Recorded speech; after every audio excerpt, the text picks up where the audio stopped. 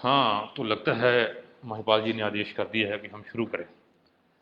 दोस्तों, आज का जो टॉपिक है बड़ा महत्वपूर्ण, अभी बड़ा रिसेंट है। इसके लिए बधाई कि राजस्थान के साथी इसको समझने की कोशिश कर रहे हैं। हम चर्चा करेंगे ये जो ब्लेंडेड मोड ऑफ एजुकेशन। अब अपने आप में तो शब्द बड़ा खतरनाक है। ब्लेंडेड मोड ऑफ एजुकेशन मतलब कि मिश्रित शिक्षा का मिश्रित तरीका, शिक्षा प्रदान करने का मिश्रित तरीका, यानी कि शिक्षा का मोड क्या होगा, किस तरह से शिक्षा दी जाएगी, किस तरह से पढ़ाया जाएगा। अगर मैं बड़ा साधारण शब्दों में बोलूँगी, उसका क्या तरीका होगा, ये बोल रहे हैं कि मिश्रित तरीका होगा। इसको हम समझेंगे अगले 30-29 मिनट में। उससे पहले आज आनंद चेगुवेरा के जन्मदिन की आपको बहुत सारी शुभकामनाएं, बधाई। इस निश्चय के साथ कि हम कोशिश करेंगे, और रास्ता दिखा के गए थे, जो बोलते थे कि मैंने अपना जीवन अपनी कन्विक्शन के साथ जिया है और अपनी कॉज के प्रति बिल्कुल कन्विक्स होके जिया हूँ। उसके लिए हम लोग भी कन्विंस होंगे, और आप लोग जिस तरह से कन्विंस होके काम कर रहे हैं, क्यों अच्छी शिक्षा व्यवस्था होनी चाहिए, सबके लिए शिक्षा होनी चाहिए। और जिस तरह से पूरे एक साल में तमाम विपरीत परिस्थितियों में आप एसएफआई के मेरे साथी काम कर रहे हैं, तो आप उसी रास्ते को आगे बढ़ा रहे हैं, उसी विचार को आगे बढ़ा रहे हैं। आज ही का दिन कमर अजीत सरकार की शहादत का दिवस है, जब आज के दिन उनको गोली मारकर उनकी हत्या कर दी गई थी। गोली नहीं, गोलियां मारकर उनकी हत्या कर दी गई थी। शरीर को छलनी कर दिया था। 105 के आसपास से ज़्यादा गोलियां उनके शरीर से मिली, और उस विचार को वो गोलियां नहीं मार पाई। वो आज विचार हमारे बीच है। तो इन दोनों साथियों को याद करते हुए आज की जो चर्चा है उसको शुरू करते हैं। ये जो ब्लेंडेड फॉर्म ऑफ एजुकेशन है, जिसको हम बोलते हैं कि मिश्रित तरीका है जो शिक्षा देने का, सबसे पहले हमें ये समझने की ज़रूरत है कि ये कोई अपने आप में अलग थलग, कोई आइसोलेटेड कोई प्रयास नहीं है। ये पूरी शिक्षा के ढांचे को बदलने की जो कवायद इस सरकार, जो जिसको मोदी वन बोलते हैं, अब मोदी टू चल रही है, जब से ये सरकार आई है तब से ये कवायद चल रही है। नई शिक्षा नीति लाने से पहले से, और अब नई शिक्षा नीति का जो डॉक्यूमेंट है, मैं तो सिर्फ इतना मानता हूँ कि जो नोटिफिकेशन यूजीसी ने की है, वो केवल और केवल नई शिक्षा नीति के डॉक्यूमेंट को लागू करने की प्रक्रिया है। वो कुछ उससे अलग या कुछ से अलहदा नहीं है। वो उससे मैं उसको अलग नहीं देखता। ये जो आपकी 20 मई 2021 को नोटिफिकेशन किया है यूजीसी ने, ये पूरी जो प्रक्रिया है शिक्षा की, उसको बदलती है। हम लोग देख चुके हैं कि शिक्षा के अंदर आमूल-चूल परिवर्तन हो रहे हैं। किस तरह से नई शिक्षा नीति ने शिक्षा के चरित्र को और उसके ढांचे को बदलने के आह्वान किया है। और अब हमारी सरकारें, जब उसकी चिंता होनी चाहिए थी कि लॉकडाउन के अंदर जो पिछले 1 साल से 1.5 साल से छात्र अपने अध्यापकों से नहीं मिल पाए हैं, उनसे बात नहीं कर पाए हैं, उनसे बात करके अपने डाउट नहीं क्लियर कर पाए हैं, अपनी पढ़ाई का जो विषय है उसको समझ नहीं पाए हैं, उनको पता नहीं है, फर्स्ट ईयर और अभी जो सेकेंड ईयर में आ रहे हैं उनको तो पता नहीं है कि क्लासरूम के अंदर, हायर एजुकेशन के अंदर कैसी टीचिंग होती है, कैसे लर्निंग होती है, उनका पीयर ग्रुप कैसे बनता है। वो जो 1.5 साल की कमियां रह गई थी, हम ये आशा कर रहे थे कि हमारी सरकार उसके बारे में चिंता करेगी कि कैसे, कौन से वो तरीके इख्तियार किए जाएं कि अभी जब लॉकडाउन हो रहा है तो उन उस समय का उपयोग करते हुए, वारफेयर के ऊपर उस समय का उपयोग करते हुए ज़्यादा से ज़्यादा समय छात्रों को संस्थानों के अंदर वो रख पाएँ। वहाँ पे उनको जो आपकी सोचने की प्रक्रिया है उसके अंदर ला पाएँ, अध्यापकों के साथ उनकी चर्चा परिचर्चा के अंदर उनको इन्वॉल्व कर पाएँ, ताकि जो 1 साल छूट गया है वो उसके अंदर हम अपनी मानसिक प्रक्रिया को और पढ़ाई की प्रक्रिया को आगे बढ़ा पाएँ। पर हमारी सरकार एक ऐसी सरकार है जो इस समय का फ़ायदा फिर अपने एजेंडे को लागू करने के लिए कर रही है। इससे पता लगता है कि कितनी ही गैर जिम्मेदार सरकार है, जिसकी चिंताएं हमारी प्राथमिकताएं नहीं हैं। जो हमारी प्राथमिकता है वो सरकार की चिंता नहीं है, जो छात्रों की प्राथमिकता है वो सरकार की चिंता नहीं है, पर सरकार की चिंता है कि किस तरह से जो अपना रिफॉर्म का एजेंडा है उसको आगे बढ़ाए, और जो अभी इन्होंने इस मई 20 को ये नोटिफिकेशन डाली है।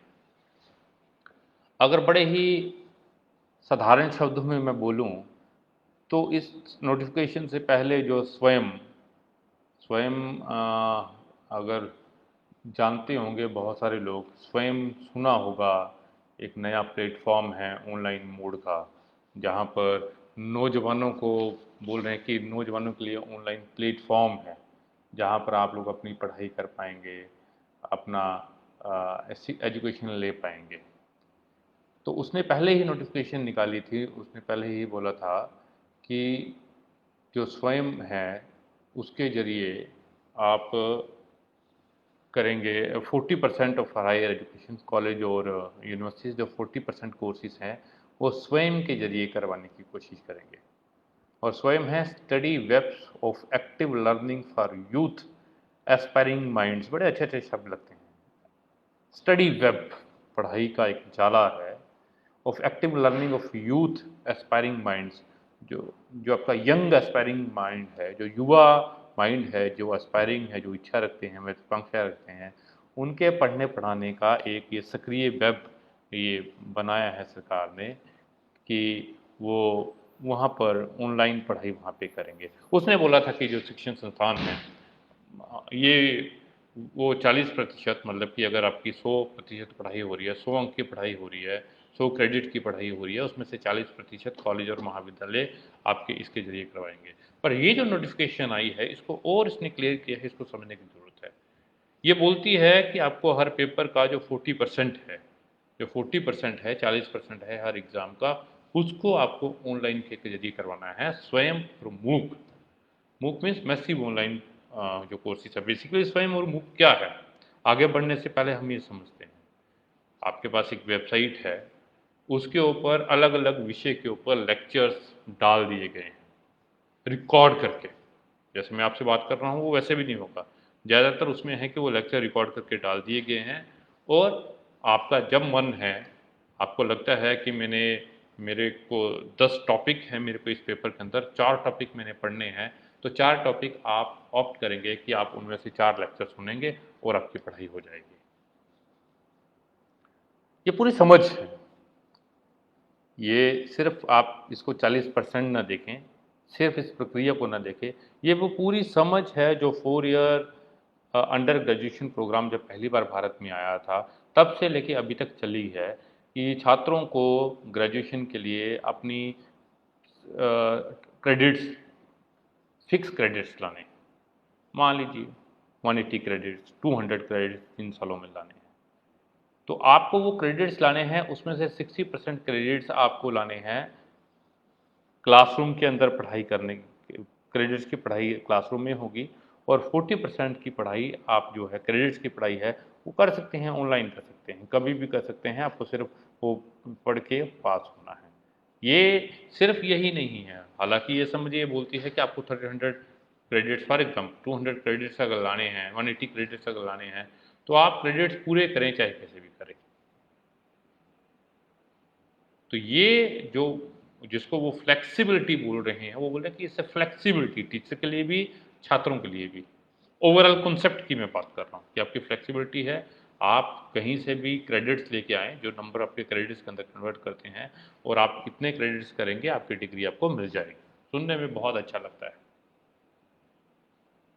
अगर इसको आप थोड़ा सा सोचेंगे तो ऐसा लगता है कि जो दिल्ली के अंदर बैठ के नीति निर्धारक निर्णय लेते हैं एसी कमरे के अंदर या बिना एसी के भी, वो भारत की परिस्थितियों को जानते ही नहीं हैं, उनको पता नहीं है। उनके जहन के अंदर सिर्फ कुछ प्रीमियर कॉलेज और यूनिवर्सिटीज है जहाँ पर 1% हिस्सा छात्रों का आता है, जो जिनको दिमाग के अंदर वो अपनी पॉलिसी को बनाते हैं।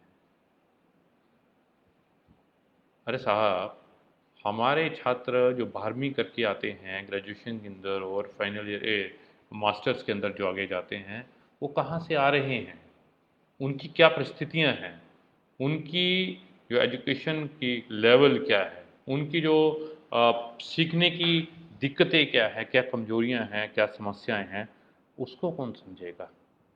आप ये बोल रहे हैं कि आपने सिर्फ क्रेडिट, वापस इसके ऊपर आते हुए, कि 100 में से 40%, 40% आपने ऑनलाइन करने हैं और अपनी मर्जी से, इच्छा से आप कभी भी कर लीजिए।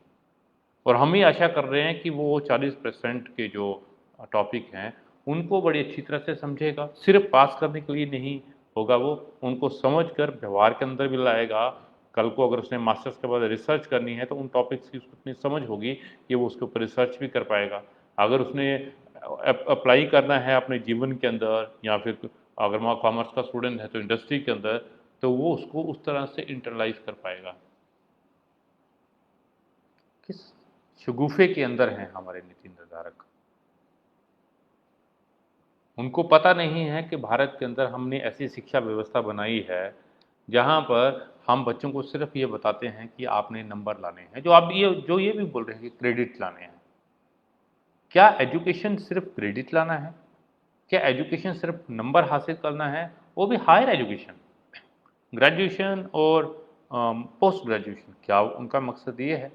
क्या उसका मकसद ये नहीं है कि जो आप कॉन्सेप्ट पढ़ा रहे हैं कक्षा के अंदर वो बच्चों को समझ आए, बच्चे उसके ऊपर चर्चा करना शुरू करें, बच्चे उसके ऊपर सोचना शुरू करें, क्रिटिकली इसको एनालाइज करें, ताकि कल को उस जो आपका ज्ञान है उसको इनरिच करें, उसको अंदर वो बढ़ोतरी करें। हम बोल रहे हैं कि हमने उनको फ्लेक्सिबिलिटी दे दी है कि आप कुछ भी कर लीजिए, हमने उनको छोड़ दिया है, उनकी चॉइस है, सेल्फ ड्राइव है उनकी पढ़ने की, वो अंदर से वो प्रेरित हो जाएंगे। नहीं, आगे जब बढ़ने से पहले पहले तो हम इसी पे चर्चा कर लें कि अगर ये 40% हमने ऑनलाइन करना है, मैंने वीडियो डाउनलोड करके उसको देखना है या ऑनलाइन वीडियो उसको देखना है, तो क्या मेरे पास उसको देखने के लिए अच्छा फ़ोन है? क्या उसको देखने के लिए मेरे घर के अंदर, मेरे फैमिली के अंदर उतना स्पेस है जहाँ पर मैं अलग बैठकर वो पढ़ाई कर पाऊँ? क्या मेरे पास मेरे एरिया के अंदर इतना अच्छा इंटरनेट फैसिलिटी है, जो आप पूरी चर्चा कर चुके हैं, जो हमारे लॉकडाउन की एक्सपीरियंस है, मैं उस पर बहुत डिटेल में नहीं बोलूँगा, आप लोगों के अपने एक्सपीरियंस है। अभी तो पिछले कल हमने पिक्चर देखी, 2 दिन पहले पिक्चर देखी कि लोग फाइनल एग्ज़ाम देने के लिए बच्चे इकट्ठे होकर गांव के एक कोने में जा रहे हैं जहां पर इंटरनेट के सिग्नल आता है, और वहां पर बैठकर वो एग्ज़ाम लिख रहे हैं। आप बाकी सबका छोड़ दीजिए, मैं ये जो ऑनलाइन आपके साथ अभी बात कर रहा हूँ, ये मैं अपने घर से नहीं कर सकता हूँ। मैं दिल्ली के अंदर, सेंट्रल दिल्ली में रहता हूँ, ये मैं यहाँ पे कर रहा हूँ क्योंकि यहाँ पे नेट मेरा अच्छा चलता है, घर में मेरा फेसबुक लाइव नहीं चलता है। ये दिल्ली की हालत है, ये राजस्थान की बात नहीं कर रहा मैं। तो हम ये बोल रहे हैं कि हम उन बच्चों से आशा करेंगे कि वो ऑनलाइन अनइंटरप्टेड, बिना रुके हुए वीडियो उनका चलेगा, स्ट्रीम करेगा, और वो उसको देखेंगे, समझेंगे, और उसके बाद फिर उसको रिप्रोड्यूस करेंगे और अपने जीवन के अंदर उस ज्ञान को वो प्रयोग करेंगे। मैं इसीलिए बोल रहा था कि जो हमारे नीति निर्धारक हैं वो भारत की सच्चाई को जहन के अंदर रखते ही नहीं, उनके जहन के अंदर भारत की सच्चाई है ही नहीं। वो भारत की जो परिस्थितियां हैं, सामाजिक आर्थिक परिस्थितियां हैं छात्रों की, उसको समझ ही नहीं पाए हैं, इसलिए इस तरह की वो नीति लेकर आते हैं।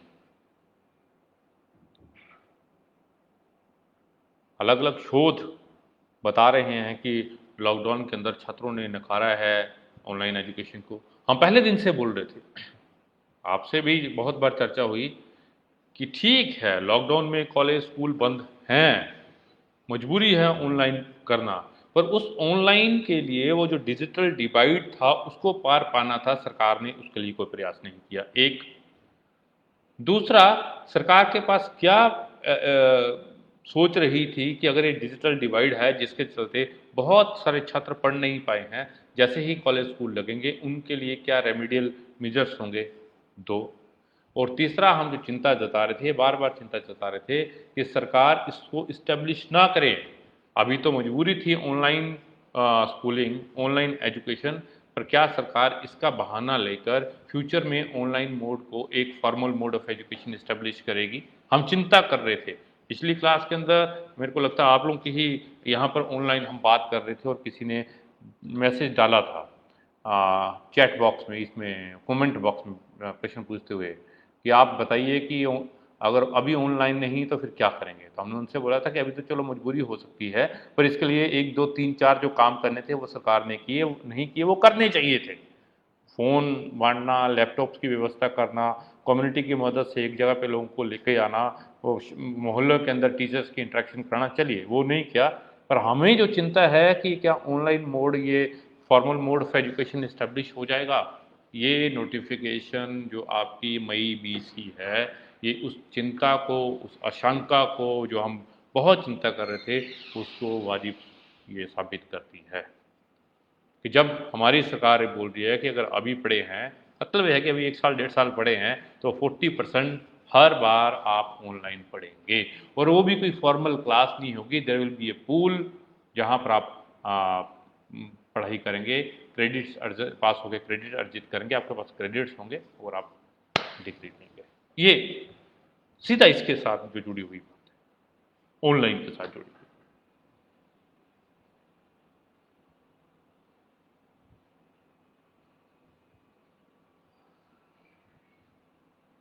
तो ये तो सीधे तौर पे लगता है कि छात्रों के पक्ष में नहीं, छात्रों के खिलाफ है, छात्रों से दूर चली जाती है ये। इस डॉक्यूमेंट के अंदर बहुत महिमा मंडल किया गया है आईसीटी का। आईसीटी, इंफॉर्मेशन कम्युनिकेशन जो टेक्नोलॉजी है, उसका बहुत महिमा मंडल किया गया है। पर ये नहीं बताया गया है कि आईसीटी किसके लिए है।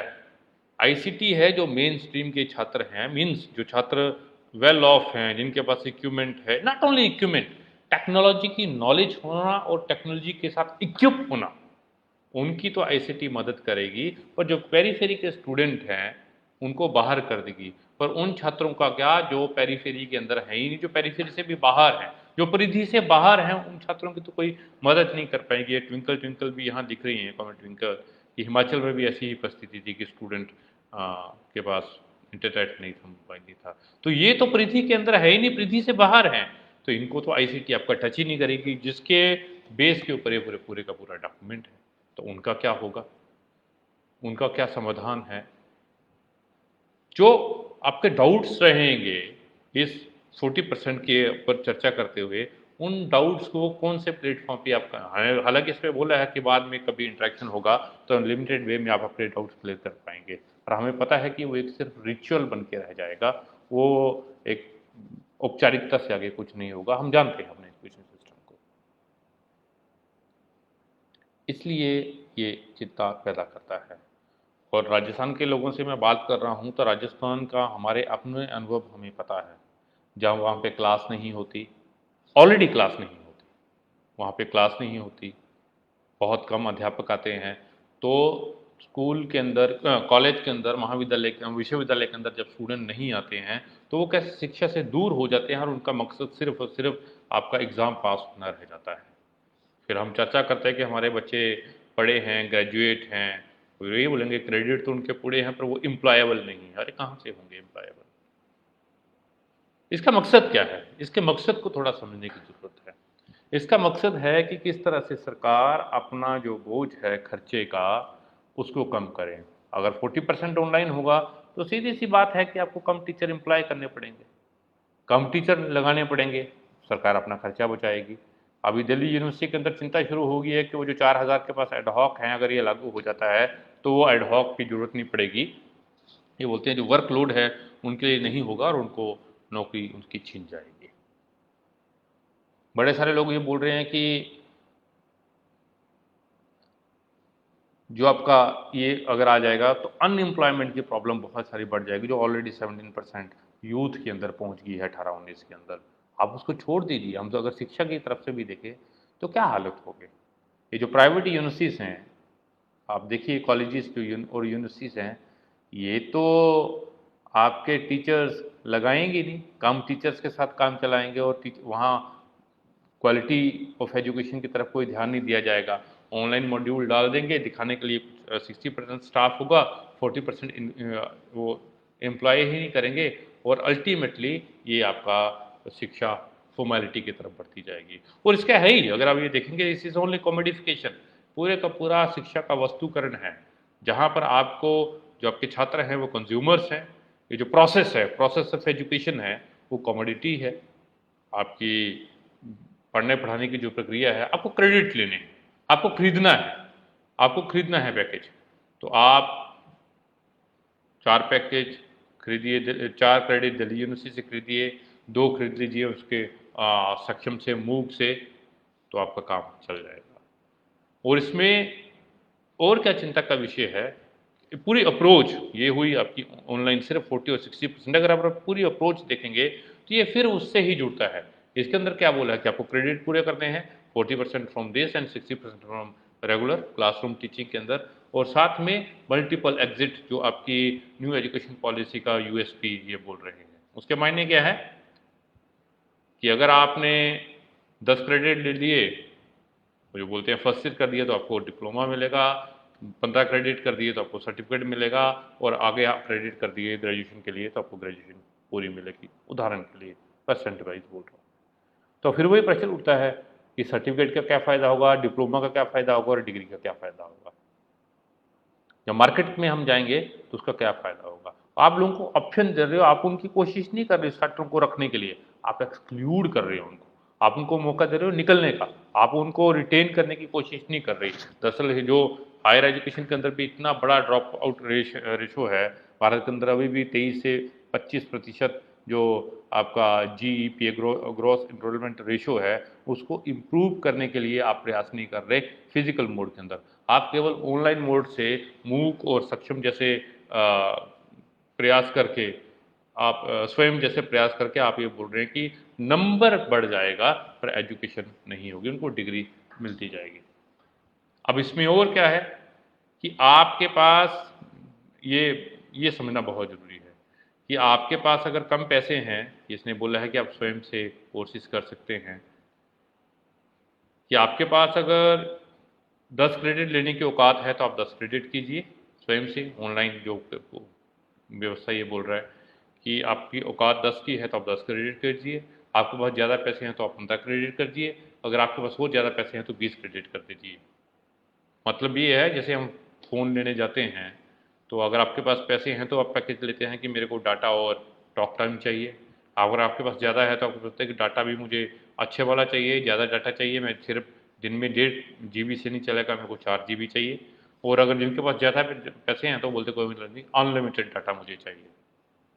ये अपने आप में श्रेणियाँ पैदा करेगा छात्रों के अंदर, ये श्रेणियाँ पैदा करेगा। पूरी की पूरी जो प्रक्रिया है ये छात्रों के अंदर श्रेणियाँ पैदा करेगी। ये बहुत घातक है भारत जैसे देश के अंदर, जहाँ पर पहले ही सामाजिक श्रेणीकरण है, आर्थिक श्रेणीकरण है। वहाँ उसको पाटने के लिए हम काम नहीं कर रहे, उसको बढ़ाने के लिए ये हम काम करेंगे, ये हमें समझने की ज़रूरत है। और किन के लिए है इसके अंदर पूरा उदाहरण दिया है, अगर आप इसको देखेंगे पढ़ेंगे डिटेल के अंदर। आज मैं सिर्फ, मेरे को बोला था साथी अध्यक्ष और सचिव ने कि इसको आसान भाषा में हम चर्चा करेंगे, पर अगर आप इसको थोड़ा सा ध्यान से इसको देखेंगे तो इसके अंदर जो रेफरेंस भी यूज़ किए हैं वो पूरे के पूरे रेफरेंस भी के अंदर भी इंडिया का कोई है नहीं। इसके अंदर जो उदाहरण भी दिए हैं, ऐसा लगता है कि ये जो यूएस की ऑनलाइन एजुकेशन है उसके ही पूरी उदाहरण है, उसकी सारी इसके अंदर चर्चा पेश की गई है, उसको फॉलो करता है ये। पर वहाँ पर हमें ये नहीं बताते कि वहाँ पर इसलिए फ़ायदा हुआ क्योंकि ये फॉर्मल स्टूडेंट्स के लिए नहीं थी, जो उसके बाहर के लोग थे वो ऑनलाइन के जरिए, जैसे हमारे यहाँ डिस्टेंस कर सकते थे, उसके उनको ज़्यादा प्रोत्साहित करने के लिए था। पर हम क्या कर रहे हैं कि जो रेगुलर स्टूडेंट है उनके लिए 40% कंपलसरी कर रहे हैं। हम एग्जिस्टिंग जो एजुकेशन है उसके बाहर का दायरे के लिए नहीं जा रहे। हालांकि हमारा ये भी मानना है कि दायरा बढ़ाने के लिए भी फॉर्मल एजुकेशन होनी चाहिए, ऑनलाइन डिस्टेंस ये जरिया नहीं हो सकता है। पर ये क्या बोल रहा है कि जो एग्जिस्टिंग स्ट्रक्चर है, एग्जिस्टिंग एजुकेशन है, उसके अंदर से 40% जो है ऑनलाइन आपने करना है। तो ये दायरे को और कम कर रहा है, बढ़ा नहीं रहा है। बहुत सारे तर्क बोलेंगे कि जिसकी इच्छा है वो ऑनलाइन कर ले, जिसकी इच्छा है वो ऑफलाइन कर ले, पर साहब ये ऑप्शन नहीं दे रहा। ये बोलेंगे 40% जो रेगुलर स्टूडेंट पढ़ते होंगे उनको भी ऑनलाइन करना है। आपका जो सीकर में आर्ट्स कॉलेज है उसके जो छात्र हैं वो स्कूल कॉलेज भी आएंगे, 60% कॉलेज जाके पढ़ाई करेंगे और 40% वो भी अपने घर में जाके वीडियो पढ़ के पढ़ाई करेंगे। ये बोल रहा है, प्रिसाइसली ये बोल रहा है। और आप देखिए कि आपके नागौर के अंदर, डूंगरपुर के अंदर क्या करेंगे वो लोग। ये है पूरा आपका ब्लेंडेड मोड ऑफ एजुकेशन।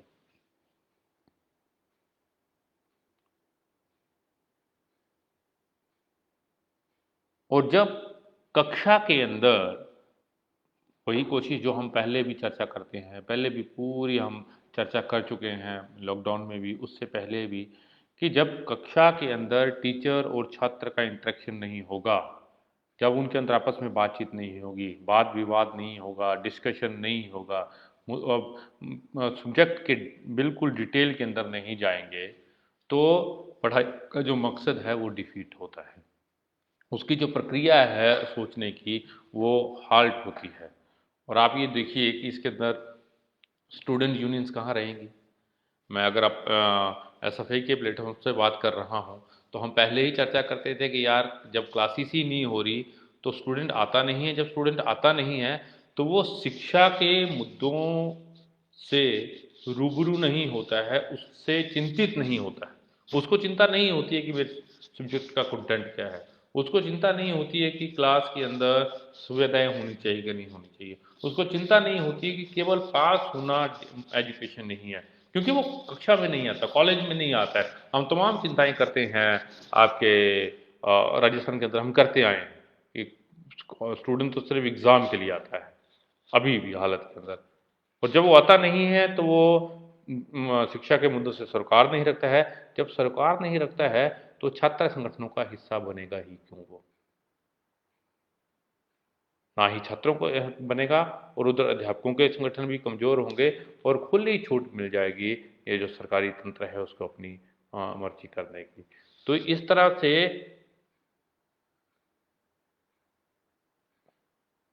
ये महिपाल जी बोल रहे हैं कि मौजूदा के अंदर सरकार नए जमाने के गुरुकुल बनाने की कोशिश कर रही है। ये गुरुकुल भी नहीं है।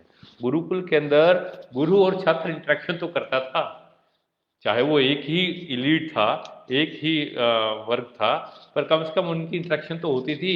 ये बोल रहे हैं कि गुरुजी घर से बताएंगे अर्जुन को कि ऐसे वाहन चलाना है, 6 बार वो बताएंगे कॉलेज के अंदर और बाकी घर में जाके बताएंगे, और अर्जुन घर में बैठ के वीडियो देख के वाहन चलाना सीखेगा। ये बोल रहा है ये कि घर में वो वीडियो से वाहन चलाना सीखेगा जो एक बार डाल दी जाएगा। अर्जुन की इच्छा होगी तो वो सीखेगा, इच्छा नहीं होगी तो वो देखेगा कैसे कैसे चलाते हैं, लिख के आ जाएगा और वो पास हो जाएगा। ये है आपका ब्लेंडेड मोड ऑफ एजुकेशन, जिसकी एक बड़ी समझ है। समझ है जो अभी का शिक्षा का ढांचा है उसको कमज़ोर करना है। जो शिक्षा का ढांचा है उसके अंदर जो क्लासरूम टीचिंग लर्निंग है उसको ख़त्म करना है, उसको और कमज़ोर करना है। जो सरकारी हस्तक्षेप है उसको और वीक करना है। अगर आप ये सब करेंगे तो आप देखिए कि लोकल जो यूनिवर्सिटीज़ हैं उनका इसके अंदर तय करने का कहाँ गया राइट, उनको डिसाइड करना चाहिए। जब आपकी ऑनलाइन होगा तो आपके जो मॉड्यूल्स बनेंगे वो तो सारे दिल्ली से तय होंगे। अभी तो उन मॉड्यूल्स का कॉन्सेप्ट क्या होगा, कैसे वो लेक्चर होंगे, भारत के अंदर अभी बोला है कि इसके ऊपर काम करेंगे, पर अभी तक जो फीडबैक आया है, जो अभी अवेलेबल वीडियोस है एजुकेशन के अंदर, वो बहुत ही मोनोटस है। वो बिल्कुल बच्चे के अंदर रोचक नहीं बनाते हैं पढ़ने लिखने की प्रक्रिया को, बहुत ही उसको नीरस बना देते हैं और बड़ा जटिल बना रहे हैं वीडियो अभी तक के जो फीडबैक हैं। तो कैसे करेंगे वो। इसके अंदर है बड़ी विडंबना है, अगर मैं आपसे एक शेयर करूं, इसके अंदर बड़ा क्रिटिसाइज किया गया है कि जो लेक्चर मोड है ये अच्छा मोड नहीं है। इसको क्रिटिसाइज किया है इस डॉक्यूमेंट के अंदर। और मजे की बात है लेक्चर मोड से भी और बुरा मोड है कि लेक्चर रिकॉर्ड करके आप उसके ऊपर डाल रहे हैं और बोल रहे हैं कि इससे आप सीखिए। अब ये समझ नहीं आ रहा है ना कि लेक्चर मोड को आप क्रिटिसाइज कर रहे हैं और रिकॉर्डेड लेक्चर्स को आप प्रमोट कर रहे हैं कि आप रिकॉर्डेड लेक्चर्स को आ, आप कीजिए। बड़ा दरअसल इसके अंदर वही है जो शुगर कोटेड वर्ड्स होते हैं, पर प्रैक्टिस के अंदर उससे बिल्कुल ये विपरीत है। इसलिए दोस्तों, ये जो ब्लेंडेड मोड ऑफ एजुकेशन है, मैं जैसा पहले बोला था कि सिर्फ इसको इतना ना लें कि ये केवल 40% ऑनलाइन एजुकेशन की बात कर रहा है, कि 40% जो क्रेडिट्स है आपको ऑनलाइन लेना पड़ेगा। इसके आगे पीछे इसकी क्या पृष्ठभूमि है, इसकी क्या समझ है, उसके साथ हॉलिस्टिक पिक्चर में देखें, इसको अलग से ना देखें। क्योंकि इसके पीछे समझ क्यों 40%? क्योंकि उनका मानना है कि इनफॉर्मल एजुकेशन जो आपका ऑनलाइन एजुकेशन है उससे काम चल जाएगा। उनका मानना है कि आने वाले दिनों के अंदर जो स्टूडेंट हायर एजुकेशन के अंदर स्टूडेंट है उनको टीचर्स की जरूरत नहीं है, वो खुद पढ़ लेंगे। उनका ये मानना है कि जिसके पास साधन है वो पढ़ ले, जिसके पास नहीं है वो चला जाए। उनका ये मानना है कि अगर आपको कंप्यूटर लिटरेसी नहीं आती है, आपको हाईटेक फ़ोन चलाना नहीं आता है, तो आप नया भी पढ़े तो चल जाएगा। उनका ये मानना है कि कक्षा के अंदर जो रिग्रस डिस्कशन होता है वो ना भी हो तो आप क्रेडिट लेके पास हो जाए। उनका ये मानना है, अगर मैं एक उदाहरण दूं, हायर एजुकेशन के अंदर मतलब कि जो रिसर्च के अंदर शोध का जो काम होता है, तो इंडिया के अंदर डिफरेंट स्कूल्स है। Aligarh school of sociology, Delhi school of sociology, Jadavpur school अलग है, जेएनयू स्कूल ऑफ सोशोलॉजी अलग है। उसका क्या मतलब है कि इन स्कूल की इन धाराओं की एक अपनी अपनी समझ है, जो ओवरऑल सोशोलॉजी की रिसर्च के अंदर अपना कंट्रीब्यूशन करते हैं, मदद करते हैं। पर जब ऑनलाइन एजुकेशन होगा, ये सब जब आएगा, तो ये अपने अपने स्कूल की डिबेट्स और डिस्कशंस तो ख़त्म हो जाएगी, और कैसे ये इनरिच करेंगे आपकी एजुकेशन की रिसर्च को। हाँ, ये तो है कि जो वॉलंटियर्स, फिलैंथ्रोपीज़, आपकी जो एनजीओज़ हैं, पैरेट जो अ, जो आपके परमानेंट टीचर्स की जगह एनजीओज़ हैं, ये सब इसका जो प्रोसेस है, जो पूरा न्यू एजुकेशन पॉलिसी के बाद का और पहले का भी ये प्रोसेस है कि किस तरह से आपके फॉर्मल टीचर नहीं होंगे, आपके जो हमने पहले भी चर्चा की थी कि वॉलंटियर्स से किस तरह से कॉरपोरेट एनजीओज़ के जरिए एजुकेशन के अंदर आएंगे, जो आपके रेगुलर टीचर होंगे उसकी जगह एनजीओज़ के एग्जीक्यूटिव आपको आके पढ़ाएंगे। इस पे हम पहले भी चर्चा करते आए हैं, कोई कमेंट कर रहा है। पर आज इस आपका ब्लेंडेड मोड ऑफ एजुकेशन, तो ये ब्लेंडेड मोड ऑफ एजुकेशन है। नटशेल में हमारे जो लॉकडाउन के एक्सपीरियंस है, वो एक्सपीरियंस ताउम्र छात्रों के रहेंगे अगर ये ब्लेंडेड मोड ऑफ एजुकेशन नहीं रुकता है। जो cafeteria approach 4 year under graduation programme के अंदर हम ठुकरा चुके हैं, वही कैफेटेरिया अप्रोच रूसा और इसके माध्यम से और स्थापित ये करता है। ये हमें यही बताता है कि आपको सिर्फ क्रेडिट्स लेने हैं, जैसे तब मर्जी आप पूरे कीजिए, नंबर ले आइए, डिग्री ले आइए, और उसके बाद आपको पढ़ाई से कितना मतलब है, कुछ नहीं है। इसका मकसद है कि जो स्कूल छात्र कॉलेज के अंदर कम रहेगा, इंटरेक्शन कम करेगा, तो स्टूडेंट यूनियंस भी नहीं बनाएगा, टीचर यूनियंस भी नहीं बनेगी, तो जो डेमोक्रेटिक एजुकेशन के अंदर चेक होना चाहिए स्टूडेंट और टीचर का, वो कोई चेक भी नहीं रहेगा। ये पूरा पैकेज इसके अंदर है। इसका है कि पूरे का पूरा कंट्रोल दिल्ली से एजुकेशन के ऊपर होगा, जो पूरे का पूरा सेंट्रलाइजेशन ऑफ एजुकेशन है, जो हमारा फेडरल करेक्टर है, ये उसके खिलाफ ये पूरे का पूरा जाता है। तो इसको विरोध करने की ज़रूरत है, इसको रोकने की ज़रूरत है। जिस तरह से पूरी न्यू एजुकेशन पॉलिसी को रोकने की ज़रूरत है, ये उसको लागू करने की प्रक्रियाएं हैं, इम्प्लीमेंटेशन के तरीके हैं, चरणबद्ध तरीके से। क्योंकि न्यू एजुकेशन पॉलिसी ने तो पॉलिसी दी है, अब उसको चरणबद्ध तरीके से लागू करेंगे, तो ये उसको लागू करने का एक कदम आगे उठाते हैं। अगर इसको रोक पाएंगे तो न्यू एजुकेशन को पॉलिसी को रोक पाएंगे, अगर इसको नहीं रोक पाएंगे तो न्यू एजुकेशन पॉलिसी को भी नहीं रोक पाएंगे। तो यही बड़े ही सिंप्लीफाई वे में मैंने कोशिश की थी कि ब्लेंडेड मोड ऑफ एजुकेशन पे आप लोगों से चर्चा करूं। अगर आप लोगों के कुछ प्रश्न हैं या कुछ कोई क्वेरी है तो इसको ले सकते हैं, अन्यथा हम बातचीत को यहीं विराम देंगे।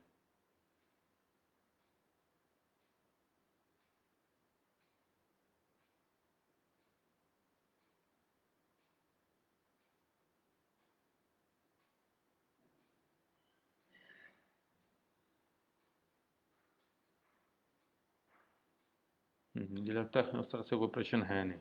तो बहुत सारा धन्यवाद एसएफआई राजस्थान के साथियों का।